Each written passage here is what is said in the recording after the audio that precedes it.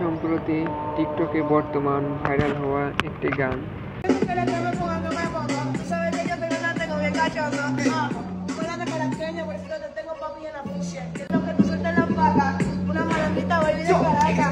গানটি মূলত র্যাপ গান।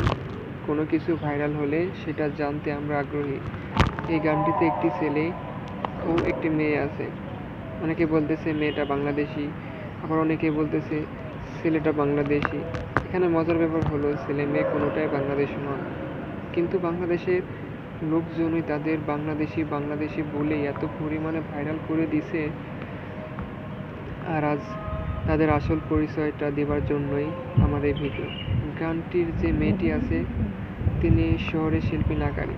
তার জন্ম ভেনেজুয়েলার কারাকাসে। তিনি 12 বছর বয়সে একজন গায়ক হতে চান এই বলে সিদ্ধান্ত নিয়েছিলেন।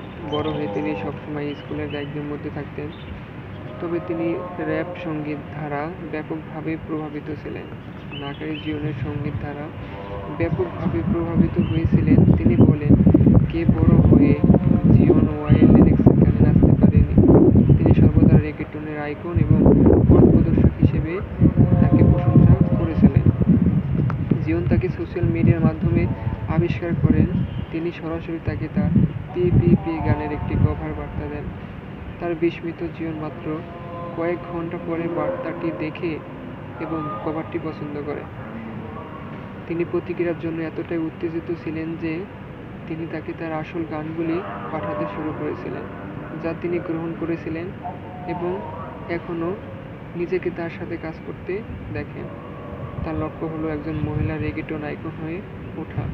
তিনি চান এই মিউজিক্যাল স্পেসে নাকারির আগে এবং পরে নাকারি হতে। দেখতে মাশাআল্লাহ অনেক সুন্দর। হাজার হাজার ছেলের ক্রাশ বর্তমানে এই নাকারি।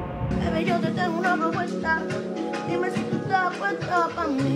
Estoy llegando a la ciudad. En mi hablar un